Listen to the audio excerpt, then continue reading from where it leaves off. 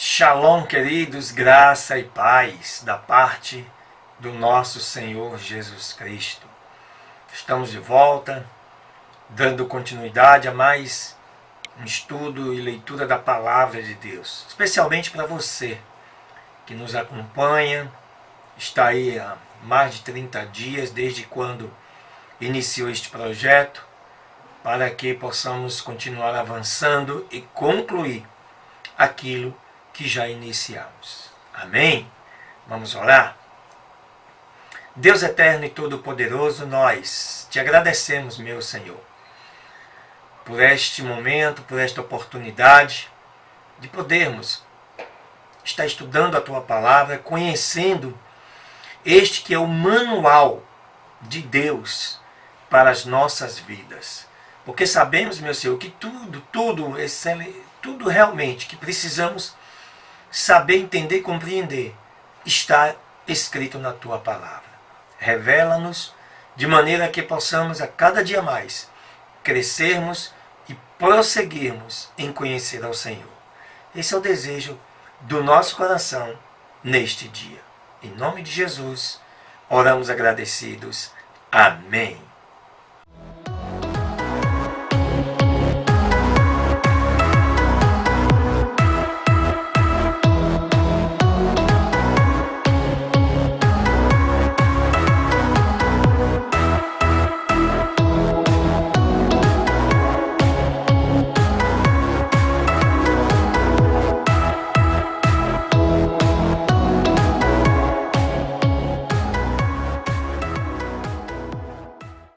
Bom, queridos, vamos lá. A primeira leitura desse 3 de julho, que nós estamos dando continuidade, está aí no livro de Marcos, no capítulo 12, a partir do versículo 1 e vai até ao 21. E a palavra do Senhor diz o seguinte: começa falando da parábola dos lavradores malvados. E o texto fala assim: e ele começou a lhes falar por parábolas. Um homem plantou uma vinha, a cercou com cerca e cavou nela um lagar. Muito importante e interessante esta parábola. Esse lagar foi exatamente edificando em torno de uma torre. E diz assim: e arrendando-a a lavradores, partiu depois para um país longínquo. E ao tempo da colheita, ele então enviou um servo a estes lavradores, para que recebesse dos lavradores do fruto da sua vinha. Mas eles, apoderando-se dele, o feriram e lhe mandaram embora vazio.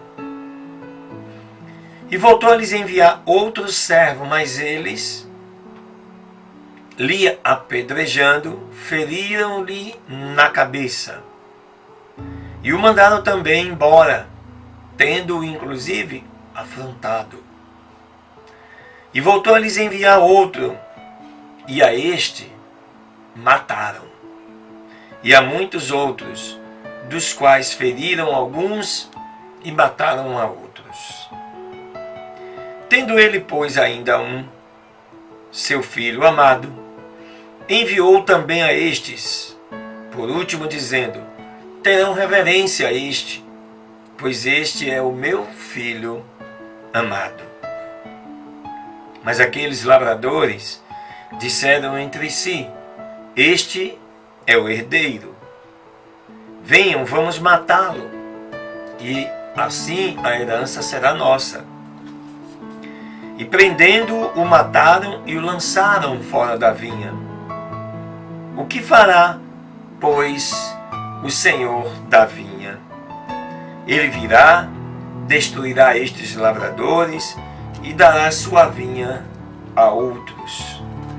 Ainda não tem lido esta escritura, pois a pedra que rejeitaram os que edificavam veio a ser posta por cabeça da esquina. Isso foi feito pelo Senhor. É coisa maravilhosa aos nossos olhos.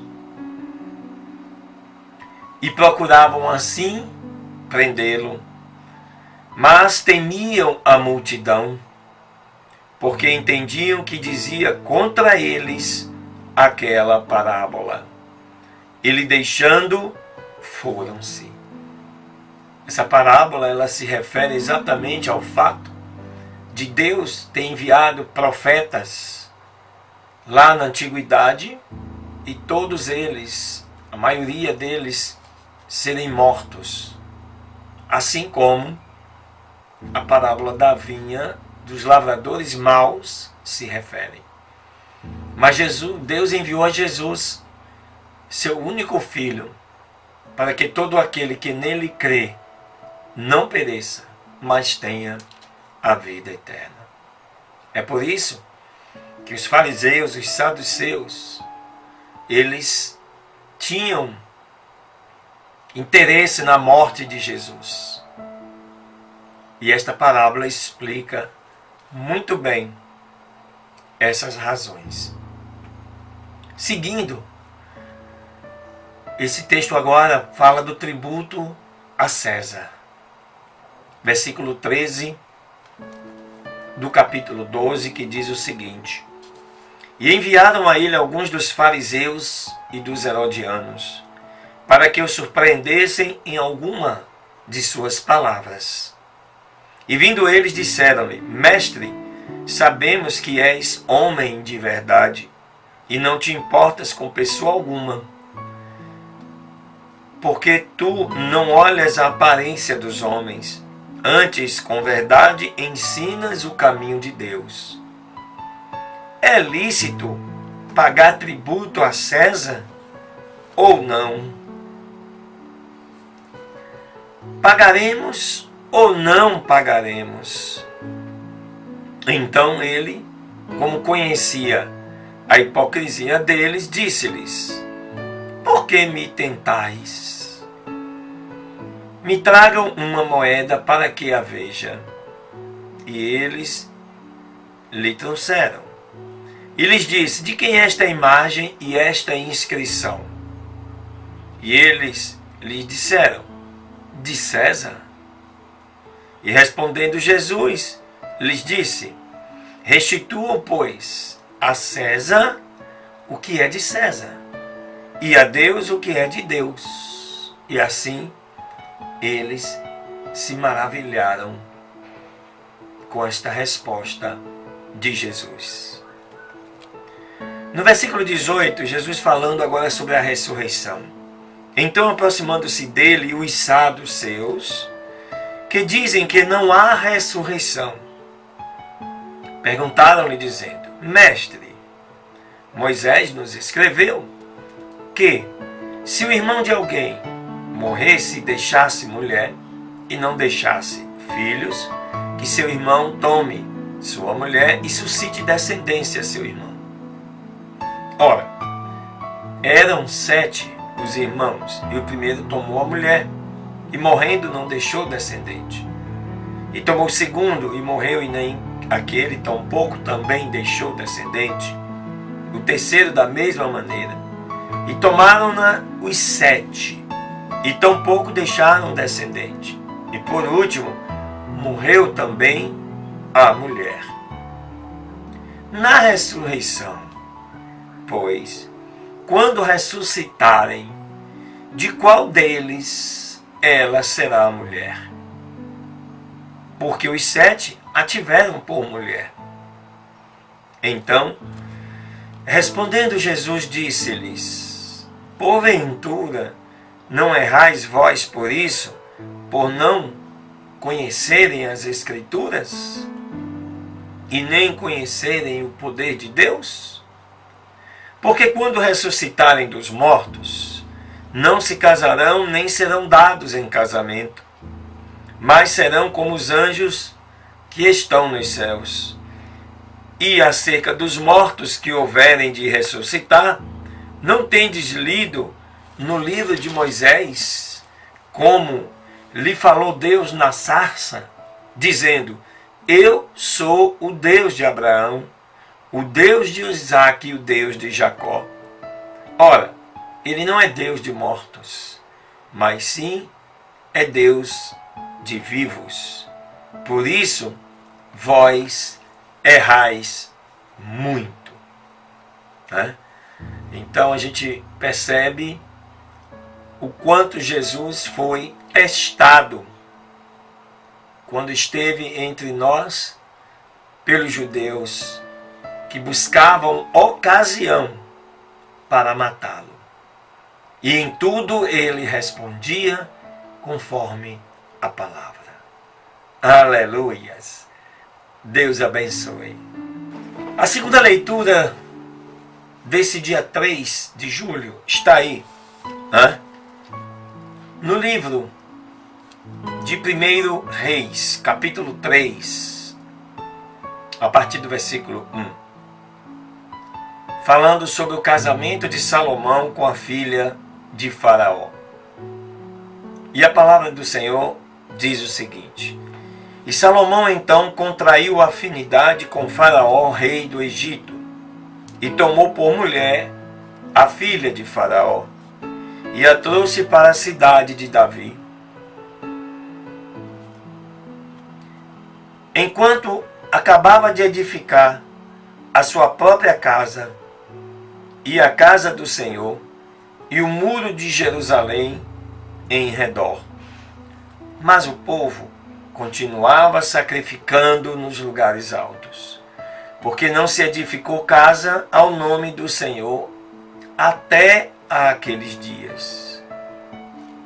E Salomão amou ao Senhor, andando nos estatutos de seu pai Davi, somente sacrificava e queimava incenso também nos lugares altos. E ia o rei a Gibeon, porque aquele era o principal lugar alto, e sacrificava ali 1000 holocaustos. Sacrificava Salomão sobre aquele altar. E apareceu o Senhor a Salomão em Gibeon, numa noite em sonhos. E lhe disse Deus: pede o que queres que eu te dê. E Salomão disse: tu usaste da grande misericórdia com teu servo Davi, o meu pai, conforme ele andou diante de ti na verdade e em justiça, e com retidão de coração para contigo. E tu lhe guardaste esta grande misericórdia, e lhe deste um filho que se assentasse em seu trono, como acontece neste dia.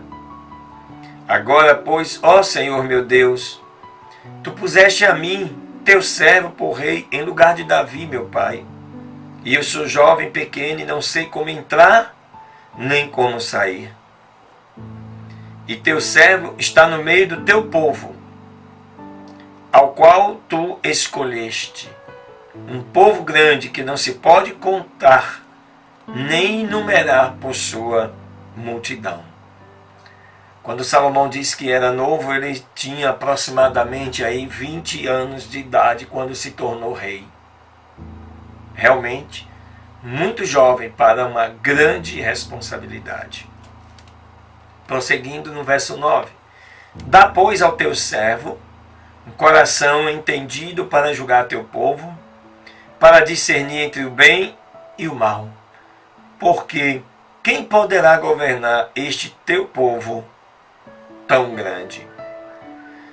E agradou diante do Senhor que Salomão pedisse isto. E lhe disse Deus: porque demandaste isto e não pediste para ti muitos dias, nem pediste para ti riquezas, nem pediste a vida de teus inimigos, mas demandaste para ti inteligência para discernir no julgamento, eis que tenho feito conforme as tuas palavras, pois te dei um coração tão sábio e entendido, tanto que não houve antes de ti outro como tu. nem depois de ti se levantará outro igual. E até também te dei as coisas que não pediste, riquezas e glória, tal que entre os reis nenhum haverá como tu em todos os teus dias. E se andares em meus caminhos, guardando os meus estatutos e os meus mandamentos, como andou teu pai Davi, eu prolongarei também os teus dias. E quando Salomão despertou, viu que era um sonho. E veio a Jerusalém, se apresentou diante da arca do concerto do Senhor, e ali sacrificou holocaustos e ofertas pacíficas, e fez também um banquete a todos os seus servos. Naquela época, vieram duas mulheres prostitutas ao rei e se apresentaram diante dele. Uma delas lhe disse: Ah, meu senhor, esta mulher e eu habitamos na mesma casa e dei à luz a um filho enquanto estava na casa com ela. E aconteceu que 3 dias depois do meu parto, esta mulher também deu à luz. Nós duas estávamos juntas e ninguém de fora estava conosco em casa, somente nós duas estávamos em casa. Certa noite, morreu o filho desta mulher, porque ela se deitou em cima dele. Então se levantou à meia-noite, e estando eu, tua serva, dormindo, ela tomou o meu filho do meu lado e o deitou em seu seio, e deitou o seu filho morto no meu seio. Quando me levantei pela manhã para dar de mamar meu filho, eis que estava morto. Mas o observei bem pela manhã, e eis que não era o meu filho, e ao que havia dado à luz. Então disse a outra mulher: Não, mas o meu filho é o que vive, e o seu filho é o morto.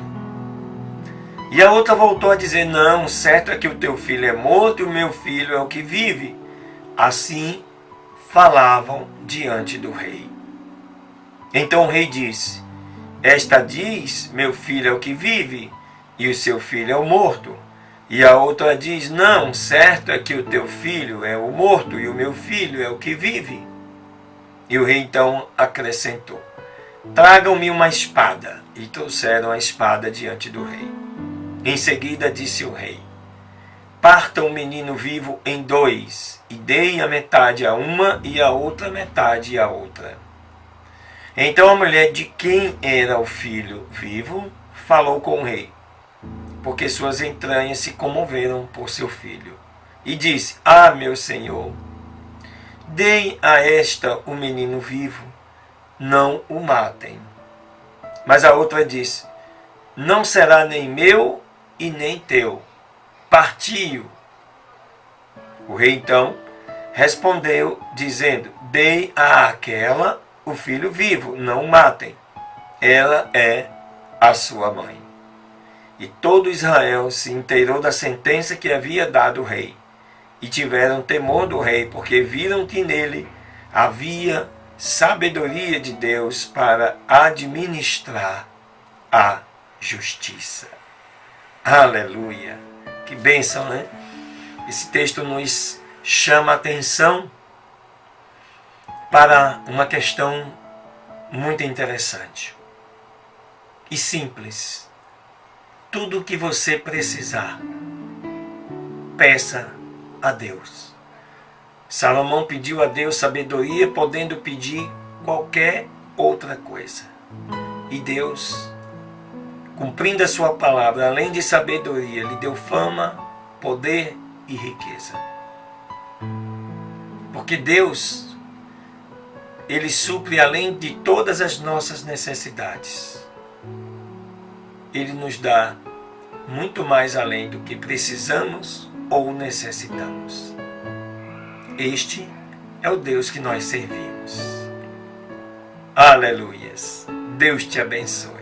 Nossa terceira leitura desse 3 de julho está aí no livro de Oséias, no capítulo 6, que fala do arrependimento de Israel e aquilo que foi profetizado para os últimos dias. E diz assim a palavra do Senhor: vinde e voltemos para o Senhor, porque Ele despedaçou e nos curará, feriu e nos enfaixará a ferida.